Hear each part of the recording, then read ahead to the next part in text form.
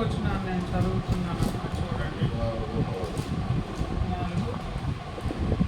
నేను వెళ్ళి మీకు స్థలం సిద్ధపరిచిన ఎడల నేనుండు స్థలములో మీరు ముందులాగున మరలా వచ్చి నా యొద్ద నుండుటకు మిమ్మల్ని తీసుకొని పోగుతున్నాను. చిన్న మాట ప్రార్థన చేద్దాం. దయగలిగిన తండ్రి, వందనాలు, సహాయం చేయండి.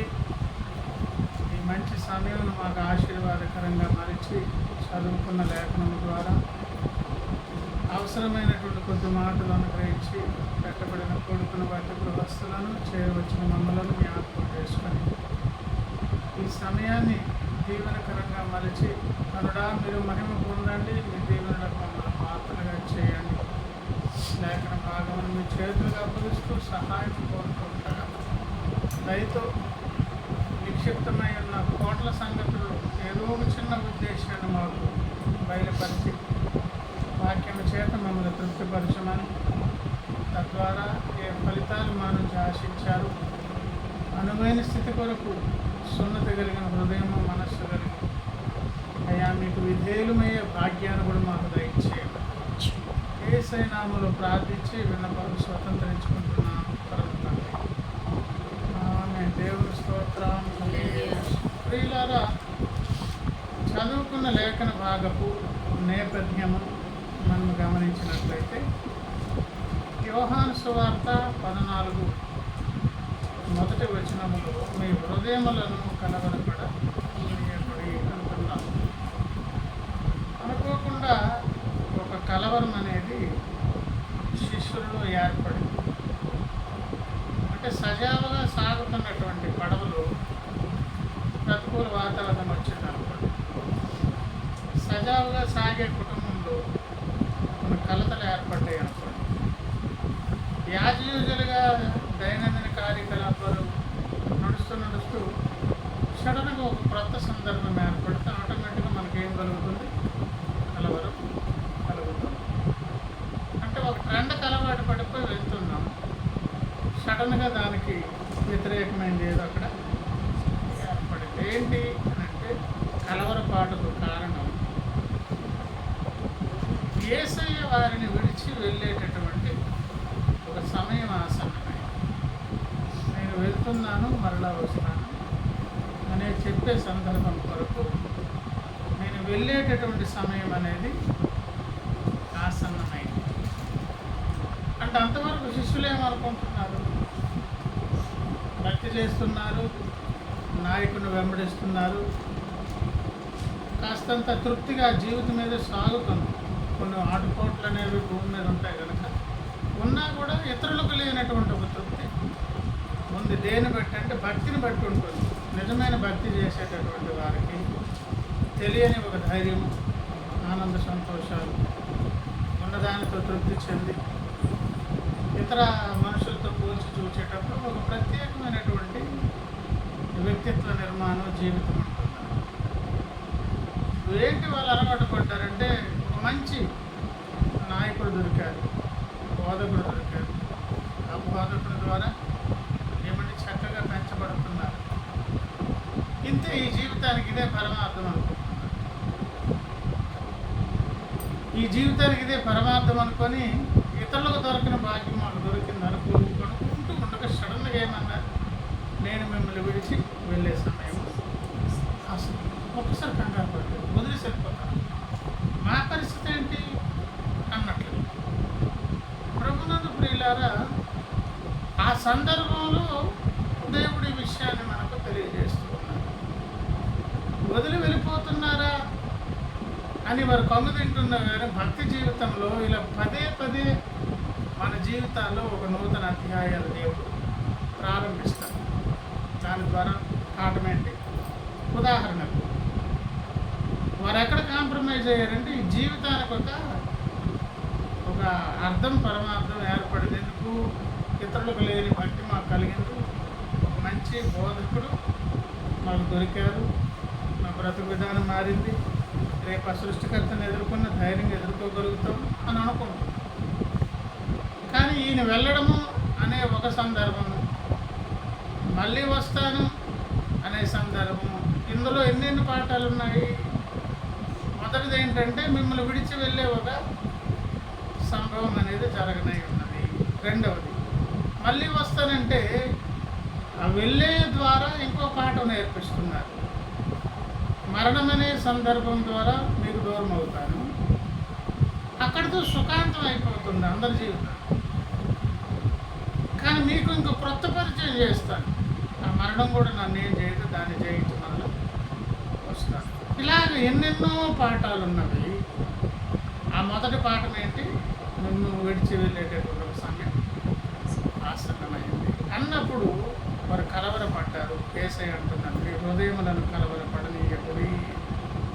ఇప్పుడు మనం నేర్చుకోవాల్సిన పాఠం కూడా ఏంటంటే, ఏదో కుటుంబంలో జీవితంలో బ్రతుకులో ఏదో కథ నడుస్తుంది, బాగుందిలే, దీనికి అనుకూలంగా మన మైండ్ సెట్లు అవన్నీ మార్చుకొని బాగానే ఉంది కదా అని అనుకుంటాం. కానీ అదే వరబడి అలాగే ముందుకు వెళ్ళదు.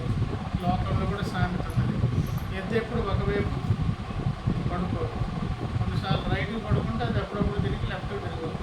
అలాగే లెఫ్ట్లో కూడా కంటిన్యూ ఉండదు, మళ్ళీ మార్పు చేరుతుంది.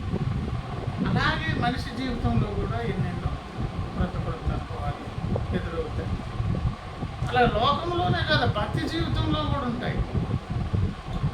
లోకంలో ఎదురయ్యే వాటి ద్వారా ఫలితాలు ఏమో కానీ భక్తుల జీవితంలో ఎదురయ్యే సందర్భాల ద్వారా ఎన్నో ఆధ్యాత్మిక పాఠాలు, అనుభవాలు, ఫలితాలు దేవుడు నిక్షిప్తం చేసి ఉంచారు. పాఠాలు నేర్పిస్తారు, అనుభవాలు ఇస్తారు. తద్వారా మనం జయశాలమైతే దాని ద్వారా మనకి కోరుకున్నటువంటి ఫలాలు కూడా ఆయన అనుగ్రహిస్తారు. కనుక భక్తి జీవితంలో ఏమున్నదని చదువుకున్నాం? ఏం చదువుకున్నాం? ఒకేలాగా వ్యవహారం నడవదు. అనుకోకుండానే ఏం జరుగుతుంది? ఒక కొత్త అధ్యాయాలు ప్రారంభమయ్యేటప్పుడు మనకేమవుతుందంటే ఇలాంటి కలవరపాట్లు వచ్చినా కూడా పాఠం ఏంటి చెప్పండి? దాని వెనక మేలే దాచి ఉన్నది, తీసుకెళ్ళి దాని వెనక ఏమున్నది? మేలు దాచి ఉన్నది. అక్కడ ఉన్నటువంటి మేలు అలాగే మన జీవితాల్లో కూడా ఏం దాచి ఉన్నది చెప్పండి? ఒక నూతనమైనది ఏదైనా అనుభవం రాగానే కంగారు పడదు, కలవరపాట్లే కలుగుతాయి. కానీ ఏరికోరు దేవుడు ఎందుకు ఆ జీవితాన్ని అనుభవాన్ని ఇస్తున్నారు? దానిలో కూడా ఏం దాచారు? మేలే దాచారు. దేవుడు ఎక్కడున్న సందర్భం గమనిస్తే ఏమంటున్నారు? నేను వెళ్ళి మీకు స్థలము సిద్ధపరిచిన ఎడల నేనుండి స్థలములో మీరును ఉండులాగున మరలా వచ్చి నా యొద్ద ఉండటం మిమ్మను తీసుకోవాలి. నేనుండి స్థలంలో మీరు ఉండులాగున అనేది శిష్యుల జీవితాలలో అది భవిష్యత్తు.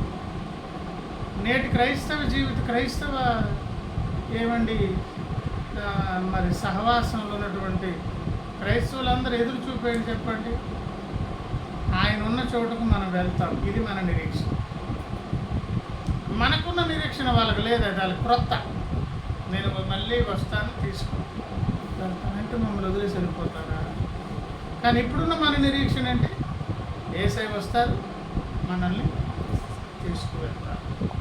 ఈరోజు క్రైస్తవులకు ఉన్నటువంటి ఏకైక నిరీక్షణ అది. అయితే అక్కడ ఒక మాట అన్నారు, నేనుండు స్థలములో మీరు ఉండులాగున. తీసుకు వెళ్తారు నిజమే. ఆయన ఉన్న స్థలం ఎలాంటిది, ఆయన ఎట్లాంటి వారు.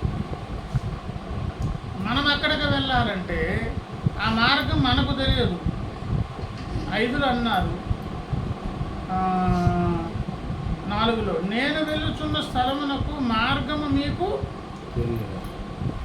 తెలియనని చెప్పుని. ఎట్లా? ఆయన వచ్చి తీసుకెళ్తారు కనుక. 5లో ఏమన్నారు? తోమా, ప్రభువా ఎక్కడికి వెళ్ళుచున్నావో మాకు తెలియదే, ఆ మార్గం ఎలాగో తెలియనని ఆయనను అడగగా. అంటే అర్థం ఏంటంటే మనమైతే వెళ్ళలేము, మనకు తెలియదు. అప్పుడు యేసయ్య అన్నారు, నేనే మార్గమును సత్యమును అలాగేంటండి అంటే అర్థం ఏంటి? నా ద్వారానే మీకు తెలియదు, మీరు వెళ్ళలేదు. సో ప్రియులారా, ఆయన ఎట్లాంటి వారు, ఎక్కడికి వెళ్తున్నారు, ఆ స్థలం ఎట్లాంటిది, అక్కడ ఉండాలంటే మనం ఎటువంటి అనుభవాలు కలిగి ఉండాలి.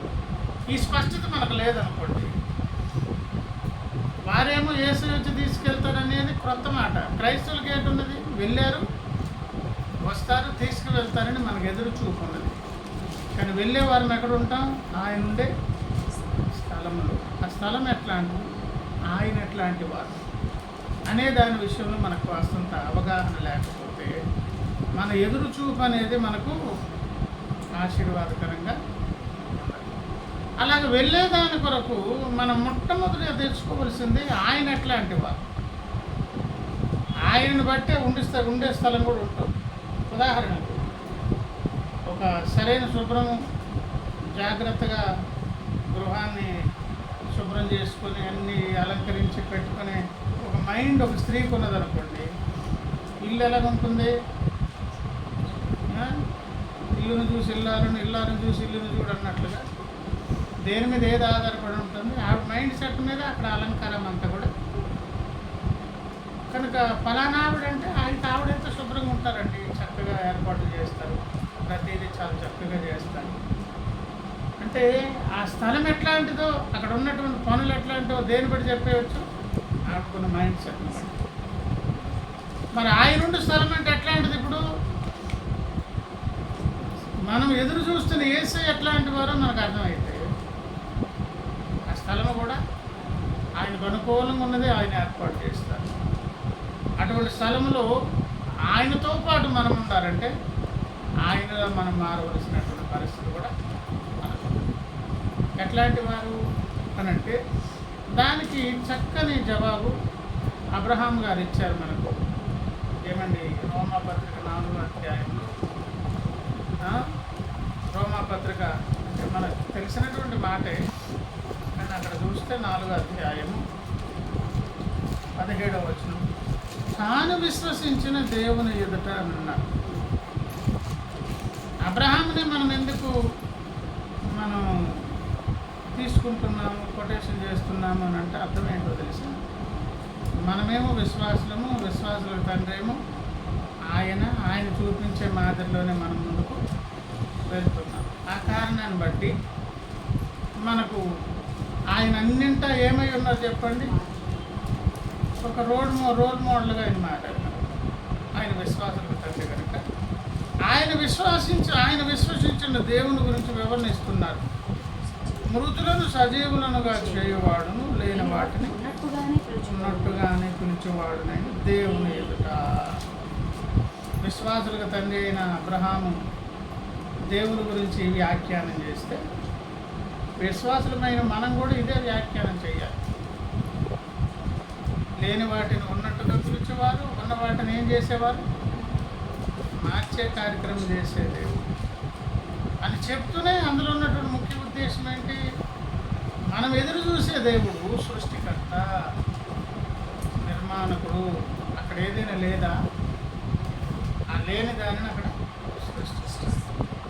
అక్కడ ఒకటి ఉన్నది కానీ అది కరెక్ట్ కాదు, దానిని మార్పు చేర్పులు చేసి బాగు చేయాలనుకుంటే చేసేదేమో. ఉన్నదాన్ని బాగు చేస్తారు, లేని దాన్ని సృష్టిస్తారు. మొట్టమొదటిగా తాను నమ్మిన దేవుడు సృష్టి నిర్మాణకుడు, దేవుడు. అంటే ప్రియులారా, ఇక్కడ మనం అర్థం చేసుకోవాల్సింది, నేను ఎవరి దగ్గర ఉండబోతున్నానో, ఏ స్థలంలో ఉండబోతున్నానో, ఉండే దేవుడు ఎవరు? సృష్టికర్తగా పరిచయం అయ్యారంటే అర్థం ఏంటి? మనలో జరగాల్సిన నిర్మాణం ఏదో జరగాలి, లేనిదేదో సృష్టించాలి, ఉన్నదాన్ని ఏదో మార్పు చేర్పులు చేయాలి. అంటే మన దగ్గర నిర్మాణం కావలసినవి ఉన్నవి, లేనివి సృష్టించబడాలి. ఎంతెంతో కార్యం చేస్తే తప్ప మనం ఎదురు చూపుకు ఒక పరమార్థం ఏర్పడదు. ఎవరైతే క్రీస్తు దగ్గరకు వచ్చారో వాని గురించి పౌలన్న గారు పరిచయం చేస్తూ 2వ కొరింథీ పత్రికలో అన్నారు. ఏమని? 2వ కొరింథీ పత్రిక 5వ అధ్యాయము 17వ వచనంలో నుండి, కాగా ఎవడైనా క్రీస్తునందున్న ఎడల అంటే అర్థం ఏంటి? ఎప్పుడు వచ్చాము యేసయ్యలోనికి, రక్షణ పొంది యేసయ్య దగ్గరికి ఎప్పుడు వచ్చామో ఆ వచ్చినటువంటి వ్యక్తి ఏమైపోతాడంట? నూతన సృష్టి. నూతన సృష్టిగా భక్తుడు మార్చబడాలంటే సృష్టి, ఇప్పుడు ఆయన మనల్ని మార్చే దేవుడు ఏమై ఉన్నారు? సృష్టికర్తగా ఉన్నారు. ఏ మార్పు చేర్పులండి అంటే పాతవి గ్రతించాను, ఇదిగో క్రొత్త వాయను, సమస్తమును దేవుని వలనైనవి. అంటే మొత్తం కూడా అది ఏం చేయాలండి? పతనమైనటువంటి మానవుడు కంప్లీట్గా టోటల్గా ఏం కావాలి? నూతనముగా కొత్తగా మార్చబడాలి. కనుక ప్రభునందు ప్రియులారా, ఇక్కడ మనకు చదువుకునే సందర్భంలో దేవుడు ఉండే స్థలమునకు వెళ్ళాలనుకుని ఆశపడుతున్నాం. మనం దేవుడు అట్లాంటి వారు సృష్టికర్తగా పరిచయం అయ్యారు. ఆ సృష్టి కార్యం అనేది ఇప్పుడు ఎవరిలో చేస్తారు? దేవుని బిడ్డల్లో. ఉన్నదేదో మార్పు చేర్పులు చేయదు, లేని వాటిని ఏంటో సృష్టించారు. మొత్తానికి ఆ మనిషి ఏం కావాలి? క్రొత్తవాడు. క్రొత్తవాడు ఎందుకు కావాలంటే మళ్ళీ ఇంకొక అర్థం కూడా చెప్పుకోవచ్చు. ఇప్పుడు క్రొత్తగా జన్మించితేనే కానీ ఆయన రాజ్యాన్ని చూడలేరు, అందులోనే ప్రవేశించలేరు.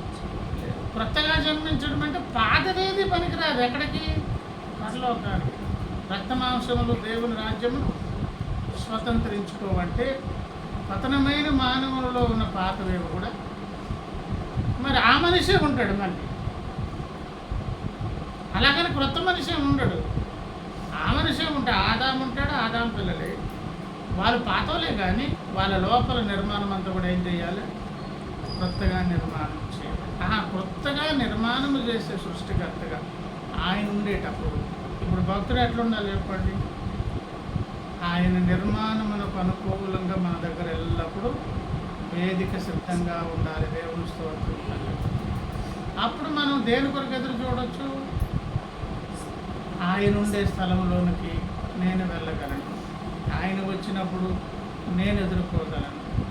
ఎందుకు అలాగ నాకు ధైర్యం కలిగిందంటే ఆయన ఎవరో నాకు తెలుసు. ఎవరైనా సృష్టికర్త. సృష్టికర్తగా మాత్రం ఎందుకు పరిచయం అయ్యారు? ఆ ఇంపార్టెన్స్ ఏంటి అంటే మనల్ని నూతన సృష్టిగా మార్చాలి. దేవుని స్తోత్రం. అలాగ నూతన సృష్టిగా మార్చాలి అని దేవుడు ఆశపడుతున్నారంటే మనకేముండాలి? అనుకూలమైన వాతావరణం ఉండాలండో. మనలో అనుకూలమైన వాతావరణం. ఆ అనుకూలమైనటువంటి వాతావరణం ఎక్కడెక్కడ, ఏ ఏ విషయాల్లో అంటే మన జీవితాన్ని కూడా 3 భాగాలుగా సింపుల్గా చెప్పి పడేశారు. యాకోబు పత్రికలో మనం ఎదుర్కొనేటువంటి సందర్భాలు చూడండి. యాకోబు పత్రిక 5వ అధ్యాయము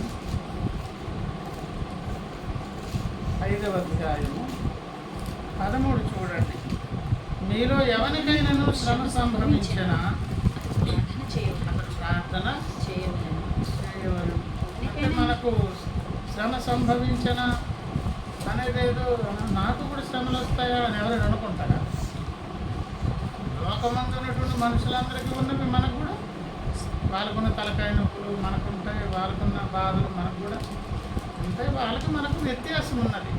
సమస్యలు అయితే సేమే. ఏమండి? వారు ఫేస్ చేసేది వేరు, మనం ఫేస్ చేసేటటువంటి వారి రెస్పాన్స్ వేరు, మన రెస్పాన్స్ వేరు. 3 భాగాలుగా చెప్పారు. ఎవరికైనా శ్రమ కలిగిందా మీరు ఒక పని చేయండి. ఏం చేయండి? ప్రార్థన చేయండి. అంటే అర్థం ఏంటో తెలుసా? శ్రమలో ప్రార్థన మానేసి అక్కడికి రాకుండా ఇతర ప్రయత్నాలు చేస్తే ఆ శ్రమలో మనం ఓడిపోయే పరిస్థితి ఉన్నది. అది మనకు తెలుసు. రెండవది ఏంటంటే ఎవరికైనా సంతోషము కలిగిన అతని కీర్తనలు పాడవలను అన్నారు. తప్పకుండా మన జీవితాల్లో ఆనందకర సంభవాలు వస్తే ఏం చేయాలి చెప్పండి? సంతోషించాలి. వెంటనే దేవునికి కృతజ్ఞత చెల్లించాలి. మేలు అనుభవించినప్పుడు ఏం పట్టనట్టు ఉండకూడదు. అలాగని కష్టం రాకపోదు, వస్తే మాత్రం ఏం చేయాలి? వెంటనే దేవుని పాదాల దగ్గరకు వెళ్ళాలి. అలా వెళ్ళలేదనుకోండి, ఆ శ్రమే మనల్ని దాడి చేసే ప్రమాదం.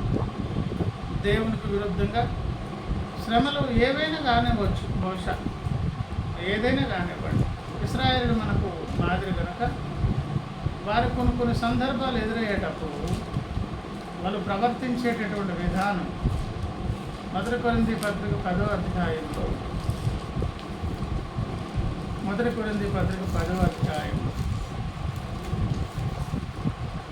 4లో అందరూ ఆత్మ సంబంధమైన ఒకే పానీయమును పానం చేసేది. ఆత్మ సంబంధమైన ఒకే ఆహారం భుజిస్తున్నారు, పానం చేస్తున్నారు. ఆత్మ సంబంధమైన బండలోని త్రాగారు. ఆ బండ ఎవరు? క్రీస్తే. యేసయ్య సకల మేలులు చేస్తే అయితే వారిలో ఎక్కువ మంది దేవుని దృష్టులుగా ఉండకపోయి. ఎందుకు ఇష్టలుగా ఉండలేదంటే ఆ క్రిందనే చెప్పారు. వాళ్ళు ఏమయ్యారంటండి? ఏమండి? పెద్ద పెద్ద ఘోరాలు నేరాల్లో కనిపించవు. 9వ వచనం, మనము ప్రభువును శోధింపక ఉందుము, వారిలో కొందరు శోధించి సర్పముల వలన మీరు సనుగకుడి, వారిలో కొందరు సనిగి. శోధించబడము, సనగడము ఈ రెండు కష్టకాలంలోనే కలుగుతాయి. అక్కడ అన్నారు, యుగాంతమందున్న మనకు బుద్ధి కలుగుటకే వ్రాయ ఇవి దృష్టాంతములుగా వారికి సంభవించి. జాగ్రత్త, తెలివిగా ఉండండి, బుద్ధి తెచ్చుకోండి. భక్తి యాత్రలో ప్రారంభంలో చెప్పుకున్నాం, ఒకే అనుభవంకి అలవాటు పడి వెళ్ళిపోతే బాగుంది అని అనుకుంటే సడన్గా అది ఉండదు. అనుకోకుండా ఏమవుతుంది? ఒక క్రొత్త పరిస్థితి ఏర్పడుతుంది. ఆ క్రొత్తది ఏర్పడగానే ఏం కావాలో తెలుసా? మొదటి స్ట్రగుల్ ఏర్పడుతుంది, కొంచెం ఇబ్బంది, కలవరపాటు అనేది వస్తుంది. దాని తర్వాత ఏం కావాలి? దాన్ని సెట్ చేసేసుకోరు. ఓహో, ఇది మనకు ఈ నూతన అనుభవాలు అనేవి తప్పనిసరి. దానికి బెస్ట్ ఎగ్జాంపుల్ మన వచ్చిన కరోనా అనేది. ఏమండి, కరోనా వచ్చేటప్పుడు చాలా మరణాలు కూడా ఎక్కువ శాతం. మన గౌరవనీయులు చీఫ్ మినిస్టర్ గారు కూడా ఒక మాట అన్నారు, పారాసిటమాల్ ఎక్కడిపోద్ది అన్నారు. మొత్తం అందరూ ఒక్కసారి ఊపిరితో లేచి నోటుకు వచ్చినట్టు తిప్పారు. లాస్ట్కి అదే మెడిసిన్ తెలుసు. అంటే కొంత ఏదో వానికి ఉన్నటువంటి బ్యాక్గ్రౌండ్ని బట్టి, అక్కడ ఉన్నటువంటి సలహాదారుని బట్టి కొంత చెప్పారు. ఆ పారాసిటమాల్ ఎందుకు సరిపోతుంది తెలుసా? ఈ లోపుకి శరీరం ఏమైందంటే ఆ వైరస్ను తట్టుకునే విధంగా ఇది లోపలే తాను ఏం చేసుకుంది, అవసరమైన క్యాపబిలిటీ తెచ్చుకోగలిగింది. తెచ్చుకునేటప్పటికి ఏమైందంటే ఆ వైరస్ కూడా ఒక జ్వరం లాంటిదిగా మారితే అది వరకు ఉన్నటువంటి ఆ పారాసిటమాల్ కొంచెం డోస్ పెంచితే అది పనిచేయడం ప్రారంభించింది. ముందు కలవరమైంది, ప్రాణాపాయం పెరిగింది. తర్వాత ఈ మెడిసిన్ అన్నీ కాదు కానీ ముందు శరీరాలు ఏం చేసాయి, ఈ వాతావరణం తట్టుకునేటట్లుగా నన్ను నేనేం చేసుకోవాలి, దానికి అనుకూలంగా మార్చుకోవాలని కొంత తయారు కాగానే అందరి కరోనా టచ్ చేసి వెళ్తుంది. ఇప్పుడు కూడా ఏం కావట్లేదు. దానికి మంచి ఎగ్జాంపుల్ ఇంకొకటి కూడా, మీరు ఎలుకలకు ఎప్పుడైనా మందు పెట్టారు కూడా అన్నీ చచ్చిపో, ఒకటేదో చచ్చిపోయి. అది చచ్చిపోయేటప్పుడు అది పిచ్చి పిచ్చిగా మెలకలు తిరుగుతుంది, మిగతా కొంచెం ఆలోచిస్తాయి. ఇక్కడేదో తేడా మనం ఏదో దాడి జరిగినట్టుంది అని చూస్తాయి. చూసి కొంచెం పట్టించుకుంటే అది మళ్ళీ తర్వాత మెలకు వచ్చి బతికేసిందే సరిపోయింది. నేను చచ్చిపోయింది అనుకోండి, మన మీద అటాక్ పెద్దగానే జరిగిందిరా అని కాంగ్రిగేషన్ పెట్టుకుంటే తయారు చేసుకుంటే ఈ మెడిసిన్ ఏంటి, దీని సంగతి ఏంటి, పెట్టే ఫుడ్, దీనిలో ఉన్నటువంటి పవర్ ఏంటి, ఇవన్నీ చూసుకొని దానికి అనుకూలంగా ఏం చేస్తే బాడీలో ఇమ్యూనిటీ పెంచుకుంటుంది. రెండో రోజు కూడా మళ్ళీ అదే ఫుడ్లో పెడతారు మెడిసిన్. ఇది నీట్గా తినేస్తుంది, మనకే చూసుకుని నవ్వుకొని వెళ్ళిపోతుంది. రెండో రోజు నుంచి మళ్ళీ అక్కడ ఎలకలు చచ్చిపోవాలి. మెడిసిన్ పని చేయట్లేదని మళ్ళీ ఆయన అడుగుతామన్నమాట. లేదండి అది మంచిదే సార్, ఐఎస్ఐ ముద్దరు అంటాడు, బ్రాండ్ అదే చెప్తాడు, కానీ అది పనికిరాదు. కారణం ఏంటి? ఏం పెంచుకుంది? ఇమ్యూనిటీ పెంచేసుకుంది. కరోనాలో మనం కూడా ఏం పెంచుకున్నాం? ఇమ్యూనిటీ పెంచేసుకున్నాం కనుక ఆ పైన కొంచెం ఎక్స్ట్రా ఈ పారాసిటమాల్కి వెళ్ళిపోతుంది. స్టార్టింగ్లో కలవరపాటు ఉంటుంది అందరికీ, కానీ భక్తుడి నూతన అనుభవం వచ్చేటప్పుడు ఆలోచించాలి. మాకివి తప్పనిసరి పరిస్థితులు, శ్రమ కలిగిన మీరు ఏం చేయండి, ప్రార్థన చేయండి. కానీ ఇక్కడ శ్రమ కలగగానే ఎఫెక్ట్ ఏమొచ్చింది? ఇక్కడ శోధించబడ్డారు, శోధకుడు వచ్చి దాడి చేశాడు. మీ కనీస అవసరాలు తీర్చినప్పుడు సామాన్యంగా ఈ భూమి మీద కొన్ని తీర్చకపోతే ఆయన పరలోకమేమి ఇస్తాడు, మిమ్మల్ని పరమకరానికి ఏం చేరుస్తాడు? ఈ రీజన్స్ అన్ని వచ్చి మాట్లాడతాడు కృష్ణుడు. అధిక సంఖ్యాకులు ఇశ్రాయేలు ఏమైపోయారు? కనుక మనం ఏం కాకూడదంటే సనగొద్దు, సంహారక దూత ఉన్నారు. ఏమండి? అలాగే ఏమన్నారండి? శోధించవద్దు. ప్రభునందు ప్రియులారా, ఫిలిప్పీలకు రాసినటువంటి పత్రికలు 2వ అధ్యాయం ఒకసారి చూడండి. ఫిలిప్పీ పత్రిక 2వ అధ్యాయం 14 నుంచి నేను చదువుతున్నాను. మీరు మూర్ఖమైన వక్ర జనము మధ్య మనం ఎక్కడున్నామంటండి? మూర్ఖులు అంటే అర్థమైనా కానీ లోపడిన వాళ్ళు. ఫిలిప్పీ పత్రిక 2వ అధ్యాయం అండి 14 అండి. మనం ఎక్కడున్నామంటండి? మూర్ఖమైన వక్ర జనం అన్నారు. మూర్ఖము అంటే వాళ్ళకి మనం చెప్పేదంతా బాగా అర్థమవుతుంది. నువ్వు చెప్తే నేను వినాలా అని అంటాను. ఈరోజు సువార్త అర్థం కానందు చేత కాదు తిరుగుబాటు చేస్తున్నది. నువ్వు తక్కువ జాతికి చెందిన నువ్వు చెప్తే నేను విన్ను. నువ్వు నాకిన పని చేసి నాకు సువార్త చెప్తావేంటి అంటాడు ఒకడు. లేకపోతే ఏదో తమకున్నటువంటి దాన్ని బట్టి గర్వించి రక్షణ సువార్తను చేతుల కాలు రాసుకుంటారు, త్రోసేసేస్తున్నారు. ఎవరిని బట్టి అంటే ఆ చెప్పేవాడు వాళ్ళ దృష్టికి ఎలాంటి వాడు అంటే తక్కువగా కేడలకు చెందినటువంటి వాడు. మూర్ఖులు. రెండవది వక్ర అంటే అర్థం ఏంటంటే తిన్నకుండరు. అది తిన్నమైన మనస్సు కానీ వంకరైన బ్రతుకులు మానవులు. అలాంటి ఏమండి జనముల మధ్య మనం ఏంటంటే నిరపరాధులను, నిష్కలంకులను, అనింద్యులనైనా చూడండి, అపరాధం అనేది లేకుండా, కలంకం అంటకుండా, నిందించే అవకాశం అనేది మనకు లేకుండా ఏమండి దేవుని కుమారులగునట్లు అంటే ఇప్పుడు రివర్స్లో చెప్తాను. ఎవరైతే దేవుని కుమారులు కుమార్తెలై ఉన్నారో నిందించే అవకాశం వారు రాకుండా జాగ్రత్త పడతారు. కలంకము అంటించుకోరు. అపరాధాలు జరగకుండా తమ వంతు జాగ్రత్త వహిస్తారు. అలా ఎక్కడ ఉండాలని దేవుడు నిర్ణయించారు? ఈ వంకర ప్రాప్తం లోకంలోనే, ఈ మూర్ఖతరం అనే ప్రజల మధ్య, ఈ లోకములు ఇదంతా ఒక టెస్ట్ అన్నమాట. ఎవరికి? భక్తులకు. ఈ భక్తులకు ఉన్నటువంటి ప్రతి వ్యవహారానికి, ఈ లోక వ్యవహారాలకి అంత ఆపోజిటే. దేవుని కుమారులు మగునట్లుగా దేవుని చేత సాక్ష్యం పొందాలంటే అనిందిలముగా, నిష్కలంకులముగా, నిరపరాధులముగా దేవుని చేత ఎప్పుడు ఎందుకు చేయబడతామంటే అక్కడే చెప్పారు, సనువులను సంశయమాను మాని అన్నారు. ఏమేమి మానాలి? ఇవి ఈజీగా వచ్చే లక్షణాలు. చక్కగా నడుస్తున్నటువంటి నావలోని సడన్గా ఒక క్రొత్త అనుభవం వచ్చేసిందనుకో, కష్టం వచ్చిందనుకో, బాధ వచ్చిందనుకో, శ్రమ వచ్చిందనుకో, ఇంకదే బేస్ చేసుకుని దుష్టుడు ఏం చేస్తాడు? శోధించడం మొదలుపెట్టాడు. శోధన ఎక్కువైంది అనుకోండి, మనలో ఏం స్టార్ట్ అవుతుంది? సనుగులు మొదలవుతాయి. సనుగులు మొదలైపోతే సంహార దూత మళ్ళీ వచ్చేస్తాడు. అదే సంహార దూత దాటి వెళ్ళారు. దాటి వెళ్ళిపోయిన ఆయన మళ్ళీ ఇశ్రాయేలు మీదకి ఎందుకు వస్తున్నారు? ఇది చేసిన ఘోరమైన పాపం ఏదో నరహత్యలో ఇంకోటో కాదు. శోధకుడు వచ్చి శోధించాడు. హృదయంలో ఏం స్టార్ట్ అయింది? సనుగు ప్రారంభం. ఆ సంహార దూత దాటి వెళ్ళిన ఆయన మళ్ళీ వెనక్కి వచ్చాము. ఈ రెండు లేకుండా ఉంటే నిరపరాధులముగా ఉండే అవకాశం ఉన్నది, నిష్కలంకులంగా ఉండే అవకాశం ఉన్నది. ఏమండి? అలాగే మరొకటి ఏమన్నారు?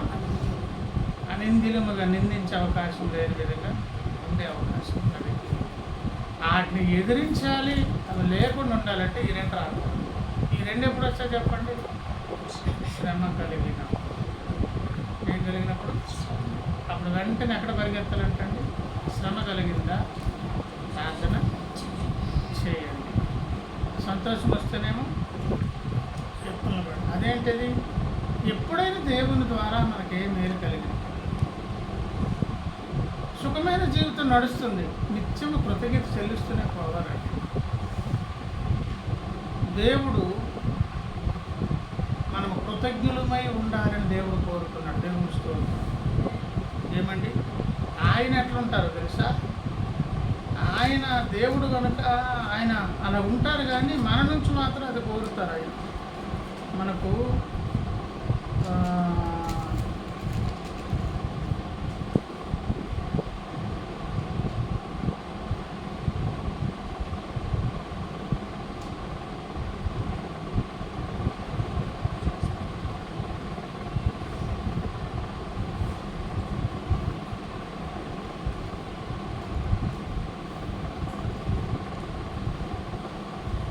ఇక్కడ మత్తయి సువార్తలో ఏమన్నారంటే,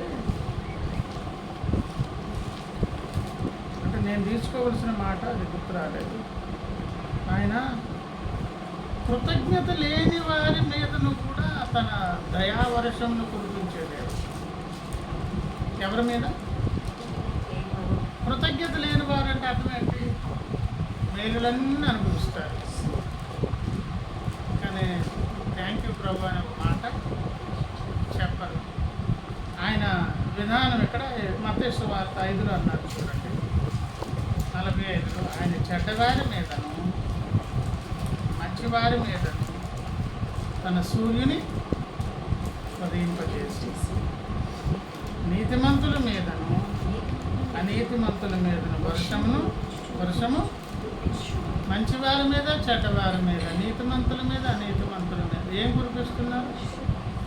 ఆ వర్షం పడేటప్పుడు అందరికీ సౌకర్యంగా సూర్యుని వెలుతురు కాంతి అదంతా కూడా వేడిని ఆరోగ్యకరంగా అందరికీ.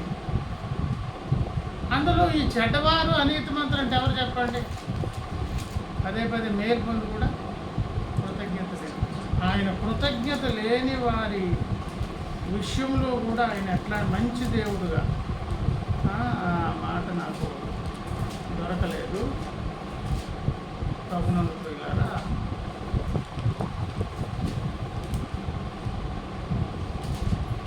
ఈ కృతజ్ఞత లేని వాళ్ళు ఎవరు చెప్పండి ఇప్పుడు? ఏమండి,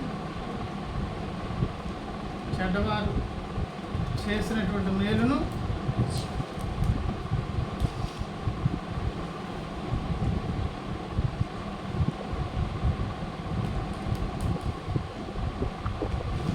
కనుక మనకు ఏదైనా మేలు జరిగిందనుకోండి, వెంటనే ఏం చేయాలంటండి?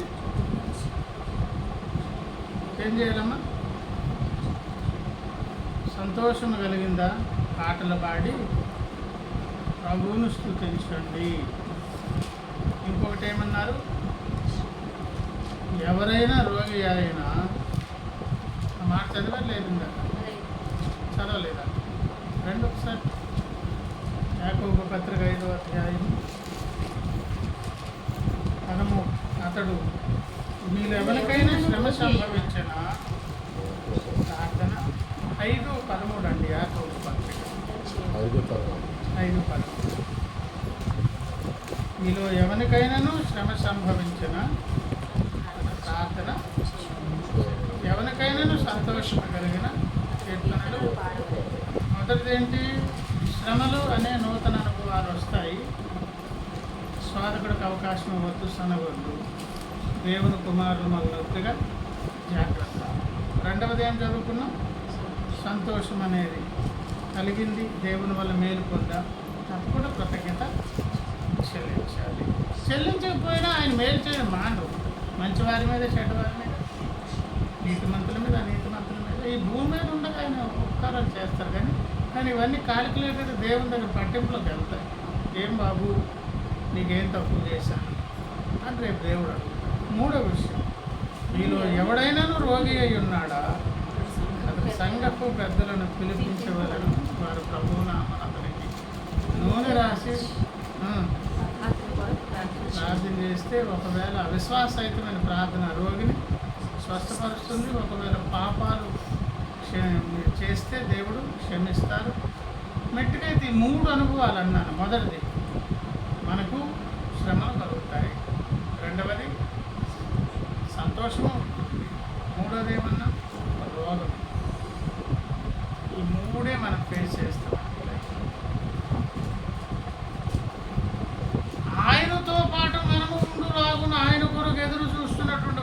ఆయన ఎవరు? సృష్టికర్త. ఆయన నీలో నాలో లేనిదాన్ని సృష్టించాలి, ఉన్నవాడిని మార్పు చేర్పులు చేయాలి, మొత్తముగా నిన్ను నన్ను నూతన సృష్టిగా చేయాలి. నూతన సృష్టిగా చేసేటటువంటి భక్తుడా, నీలో ఒక 3 అనుభవాలు నడుస్తుంటాయి. కొన్నిసార్లు సంతోషం ఉంటుంది, కొన్నిసార్లు శ్రమలు కలుగుతాయి, కొన్నిసార్లు ఏకంగా శరీరం మీద ఏమొస్తాయి? రోగాలు కూడా వస్తాయి. రోగం వస్తే సంఘ పెద్దలు పిలిచి ప్రార్థన చేయండి, దేవుడు లేపుతారు. రోగానికి కారణం ఒక పాపం అయితే దేవుడు క్షమిస్తాడు. లేదు అలా కాకుండా ఇంకేమైనా మన స్వయంకృత అపరాధాలు, ఫుడ్ పాయిజన్ కావడం, ఇంకోటి అలాంటివి ఏమైనా ఉంటాయి, వాటిని కూడా దేవుడు స్వస్థపరుస్తాడు. ఈ 3 అనుభవాలలో దేవుని నిర్మాణమునకు అనుకూలమైన వాతావరణం మనకు ఉండాలి. మనిషి జీవితంలో, భక్తుని జీవితంలో ఎన్ని అనుభవాలు? 3 అనుభవాలు ఉంటాయి. ఏంటో 3 అనుభవాలు చెప్పండి. మనకు సంతోషం ఉంటుంది, శ్రమలు ఉంటాయి, ఇంకోటి ఏంటి? శరీరానికి కూడా రోగం వచ్చే అవకాశం కూడా ఉంటుంది. ఈ 3 స్థలాలలో కూడా ఆయన ఎవరో మర్చిపోవద్దు. ఆయన ఎవరో? సృష్టికర్త. ఆయన 2 పనులు చేస్తారు. ఒకటి ఏం చేస్తారు? లేనిదేమో చేయాల్సినవి చెయ్యాలి. కూర్చున్నాం ఏమ్మా? ఎప్పుడెప్పుడు చెప్పండి. మీకు సంతోషం ఉన్నప్పుడు ఆయన సృష్టి కార్యం చేస్తుంటారు.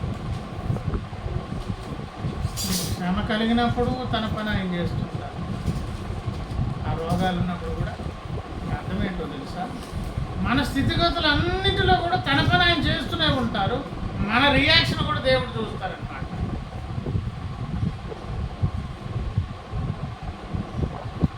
మూడు రకాల అనుభవాలు మన జీవితాల్లో ఉంటాయన్నాను. ఈ 3 రకాల అనుభవాల్లో కూడా మనం నమ్ముకున్న దేవుడు, ఆయనతో ఉండాల్సినటువంటి మనం, ఆ దేవుడు ఏం దేవుడు అనుకున్నాం?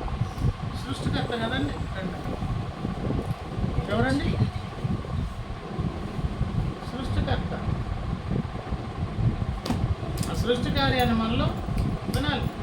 ముగించేస్తాను. ఎప్పుడెప్పుడు చేస్తానన్నాను? శరీరంలో రోగాలు రావచ్చు, సంతోషం కలగవచ్చు, లేదా శ్రమ కలగవచ్చు. 3 ఉంటాయని స్పెసిఫై చేసి మరీ చెప్తారు. సందర్భాలు ఏమైనా సృష్టి కార్యానికి ఆటంకం లేకుండా మనలో ఏముండాలి? అనుకూల వాతావరణం ఉండాలి.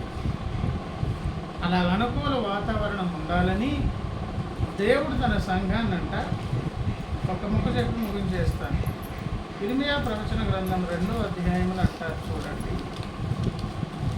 ఇర్మియా గ్రంథము 2వ అధ్యాయము 21వ వచనం చూస్తే, శ్రేష్టమైన ద్రాక్షవల్లి వంటి దానిగా నేను నిన్ను నాటినప్పుడు ఎట్లా నాటారంటే శ్రేష్టమైన ఏంటది? ద్రాక్షవల్లి అంటే అర్థం ఏంటది? ఒక పాద. అది పెరిగే కొద్ది దానికి చక్కగా పందిరి వేయాలి. ఆ పందిరి మీద పాద ఎక్కించామనుకోండి, అప్పుడు పందిరి మీద పాద నడుస్తుంది.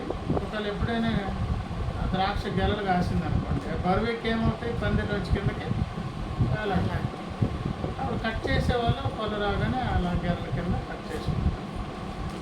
తర్వాత ఏమన్నారు చూడండి, కేవలం నిఖమైన విత్తనముల వలని చెట్టు వంటి దానిగా నిన్ను ఇంతకి ఇది పాద చెట్ట. దేవుని ద్రాక్ష తోట అంటే దేవుని సంఘం. దాన్ని ఏం చేశారంటే అండి, శ్రేష్టమైన ద్రాక్షవల్లిగా నాటాను. నిఖమైన కేవలం అంటే అర్థం ఏంటంటే ఇంకా అందులో ఇంకా ఆ శ్రేష్టత తప్ప ఇంకేం లేదు. నిఖమైన విత్తనముల వలన చెట్టు ప్రభునందు ప్రియులారా, ద్రాక్ష పాదును జ్ఞాపకం మనకు పరిచయం చేసి చెట్టు ఎందుకు పరిచయం చేస్తున్నారంటే, దేవుని మనము ద్రాక్ష వల్లే కానీ ఇండివిజువల్గా ప్రతి విశ్వాసం పరీక్షిస్తే ఒక్కొక్క అంజూరపు చెట్లాగా అనిపిస్తాయి. ఒక్కొక్క దేవుని ద్రాక్షవల్లి. అంటే పై ఒక్క వచనం చూడండి, యెషయా ప్రవచన గ్రంథము, యెషయా గ్రంథము 5వ అధ్యాయం 1వ వచనం ఏమన్నారు? నా ప్రియుని గూర్చి పాడేదను వినుడు. అతని ద్రాక్ష తోటను బట్టి నాకు ఇష్టమైన వాడిని గురించి పాడేదను. అతని ద్రాక్ష తోట.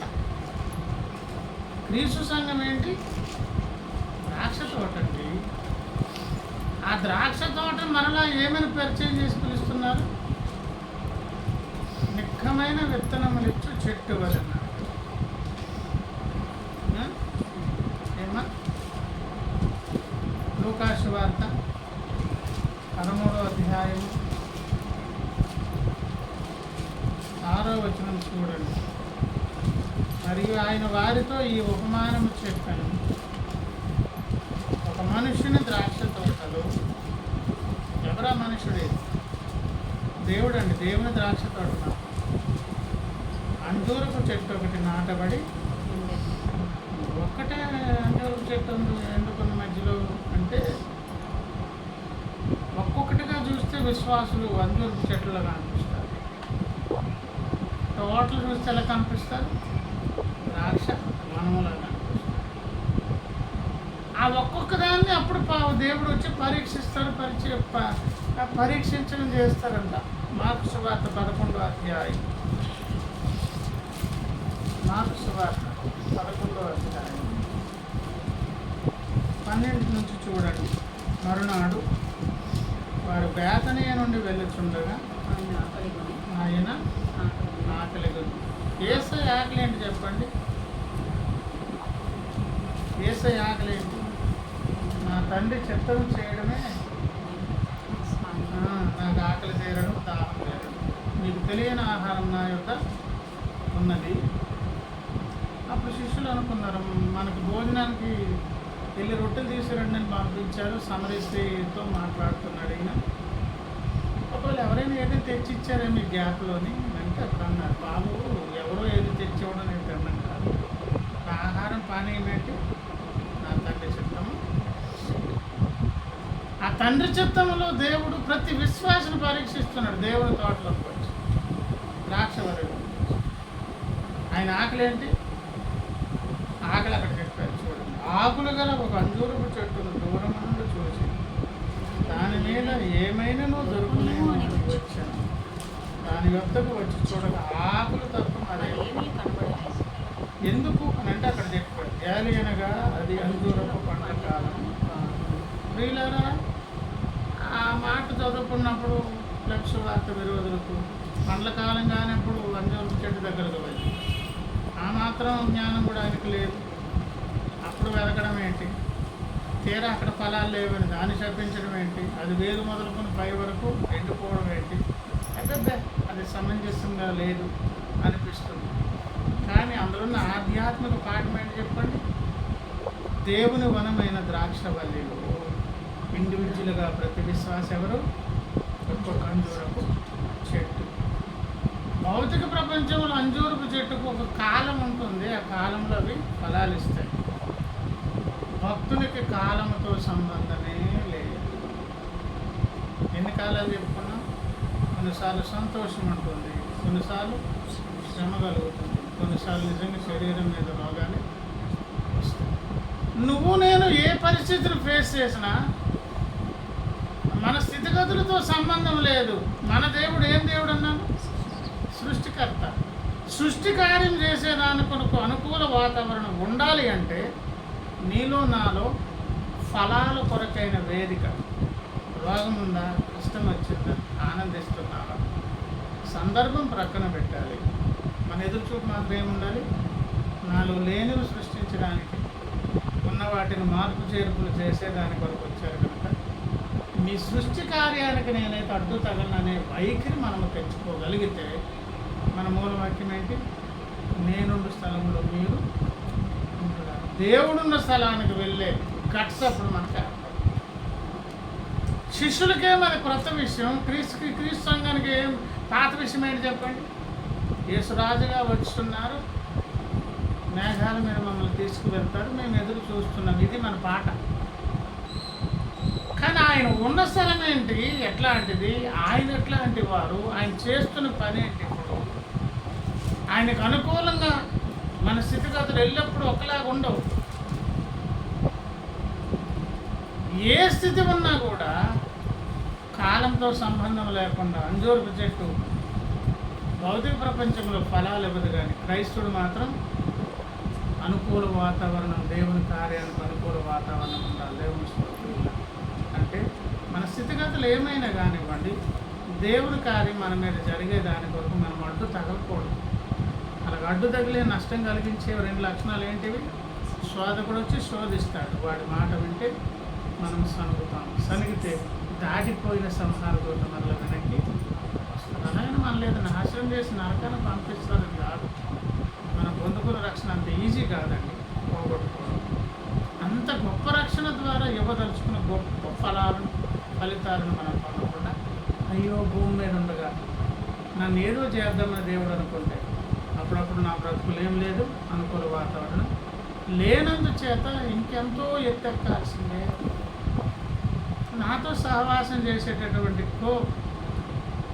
మరి విశ్వాసులు అంత రేంజ్లోకి వెళ్ళారు, సేవకులు అక్కడ ఉన్నారు, నేను ఎందుకు ఇక్కడ అలాగా క్రింద కూలబడిపోయా అని రేపు బాధపడే పరిస్థితి ఎందుకు వస్తుంది చెప్పండి?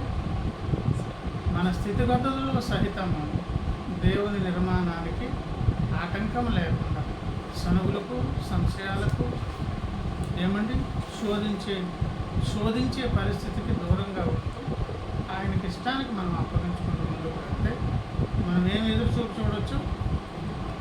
ఆయన ఉండే స్థలంలో మనము ముందు రావాలి. అటువంటి భాగ్యం మనం కలిగేదాని వరకు మనం స్థితిగతుల వైపు చూడకూడదు. అది అకాలమైన కాలముగానే కాలమైన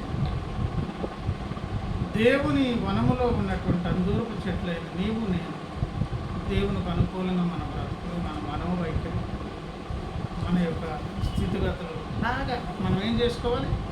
అనుకూలంగా మార్చుకునే దాని కొరకు దేవుని సహాయం చేత, శక్తి చేత ఆ రకంగా మారడం దేవుడి మాట